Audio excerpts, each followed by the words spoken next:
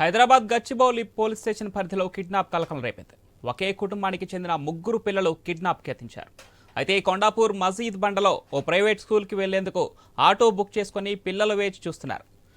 ఓ గుర్తు తెలియని వ్యక్తి వారిని ఆటోలో ఎక్కించుకొని మజీద్ బండ శ్మశాన వాటిక వైపు తీసుకెళ్తుండగా అనుమానం వచ్చిన చిన్నారులు వెంటనే 100 కూడా డయల్ చేశారు. చందానగర్లో ఆటో డ్రైవర్ని అదుపులోకి తీసుకున్నారు పోలీసులు. ప్రస్తుతం కిడ్నాపర్ కూడా గచ్చిబౌలి పోలీసుల అదుపులోనే ఉన్నాడు.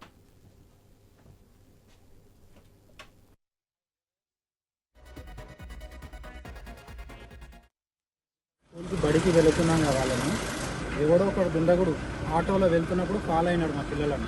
ఫాలో అవుతుంటే వెళ్తే వీళ్ళు బైవాక్ వెళ్తారు, డైలీ స్కూల్కి వెళ్తారు. శ్రీరామ్ నగర్ కొండాపూర్లో ఉన్న మన మసీద్ బండ స్కూల్లో చదువుతారు నా పిల్లలు. వీడు ఆటోలో యాజ్ ఏ ప్యాసింజర్గా ఆల్రెడీ ఉన్నాడు. దాంట్లో వీడు బయలుదేరుకుంటూ పోతే నా పిల్లని ఫాలో అవుతున్నాడు. అవుతుంటే వాళ్ళు కొంచెం ముందు పోయినాక ఆగి ఆటోనకు వీళ్ళు నా పిల్లలని ఎక్కించుకున్నాడు. ఇట్లా చేయి పట్టుకొని లోపలికి లాగాడు.